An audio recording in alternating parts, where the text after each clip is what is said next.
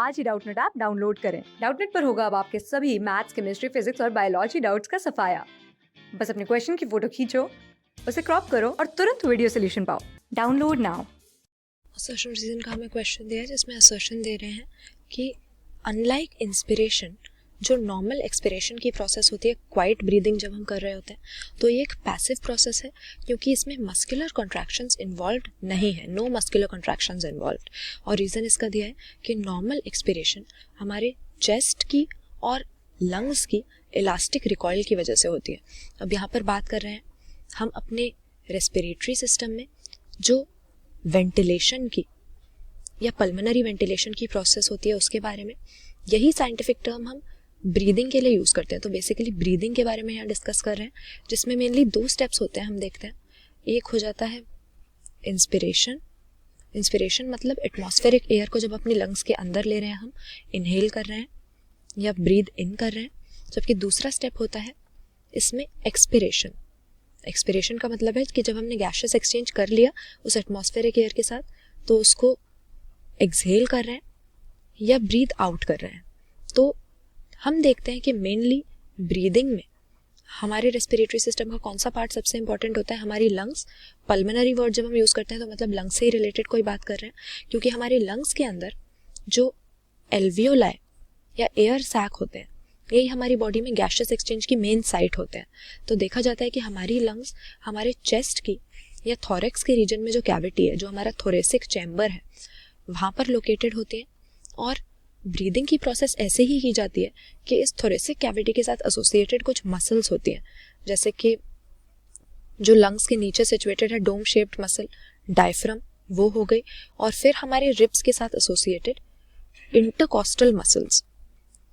इन muscles की contractile activity से, यानी रिदमिक कॉन्ट्रैक्शन और रिलैक्सेशन की वजह से ही हमारी बॉडी में ब्रीदिंग पॉसिबल होती है, क्योंकि थोरेसिक कैविटी की इन मसल्स की कॉन्ट्रैक्शन से वॉल्यूम बढ़ जाती है। साथ ही साथ हमारी लंग्स की वॉल्यूम में भी कॉरेस्पॉन्डिंग चेंज आता है, क्योंकि लंग्स तो थोरेसिक कैविटी में ही है। थोरेसिक कैविटी एक एयर टाइट चैम्बर है और वॉल्यूम में चेंज आने की वजह से लंग्स के अंदर का प्रेशर घट जाता है। तो इसी तरह से हम एक प्रेशर ग्रेडियंट क्रिएट करते हैं एटमॉस्फेयर के और अपने लंग्स के बीच में, क्योंकि लंग्स के अंदर जब प्रेशर नेगेटिव हो गया वॉल्यूम बढ़ने से, तो उस समय पर एटमॉस्फेरिक प्रेशर से ये कम हो जाएगा और लंग्स में एयर बाहर से एंटर करेगी, जिससे इंस्पिरेशन होगी। तो इंस्पिरेशन हमने देखा कैसे हो रही है, लंग्स में प्रेशर ग्रेडियंट क्रिएट होने की वजह से, जो कि हमारी मसल्स की कॉन्ट्रैक्टाइल एक्टिविटी से है। लेकिन एक्सपिरेशन देखते हैं कि इस तरह से मसल्स की कॉन्ट्रैक्शन की वजह से एक एक्टिव प्रोसेस नहीं होती, बल्कि इसको हम पैसिव कह सकते हैं, क्योंकि जब हमने गैसेस एक्सचेंज कर लिया उस एटमॉस्फेरिक एयर के साथ अपने लंग्स में इसको लेने के बाद, तो ऑटोमेटिकली हमारी लंग्स उस एयर को एक्सपेल कर देंगे। यानी जो मसल्स ऑलरेडी कॉन्ट्रैक्ट हो चुकी हैं उनकी रिलैक्सेशन से एक्सपिरेशन होती है। तो यानी कॉन्ट्रैक्शन यहाँ पर नहीं हो रही है, कोई एक्टिव प्रोसेस नहीं है।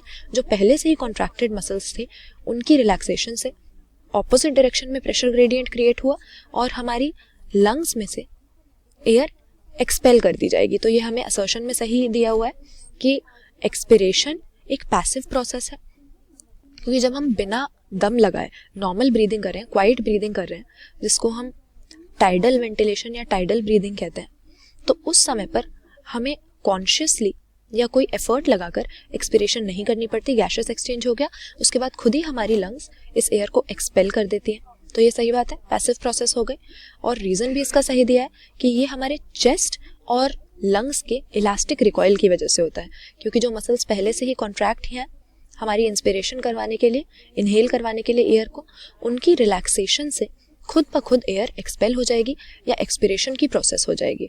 तो यहाँ पर रीज़न भी बिल्कुल सही दिया है कि इलास्टिक रिकॉइल या कॉन्ट्रैक्टेड मसल्स की रिलैक्सेशन की वजह से ही एक्सपिरेशन होती है। तो यहाँ पर एक्सपिरेशन के बारे में दोनों ही स्टेटमेंट सही हैं। नॉर्मल ब्रीदिंग के दौरान ये एक पैसिव प्रोसेस है, कॉन्शियस एफर्ट हमें इसमें नहीं लगाना पड़ता, क्योंकि ये हमारी चेस्ट की वॉल यानी जो हमारी थोरेसिक कैविटी है और हमारी लंग्स, इनके इलास्टिक रिकॉइल की वजह से एयर खुद ही लंग्स से बाहर निकल आएगी। तो यहाँ पर ऑप्शन ए सही आंसर कर देंगे। असर्शन रीजन दोनों ही सही दिए हैं और रीजन सही से असर्शन को एक्सप्लेन भी कर रहा है। क्लास 6 से 12 से लेके नीट, IIT, JEE मेंस और एडवांस के लेवल तक 10 मिलियन से ज्यादा स्टूडेंट्स का भरोसा। आज ही डाउनलोड करें डाउटनेट ऐप या व्हाट्सएप कीजिए अपने डाउट्स 8400 400 400 पर।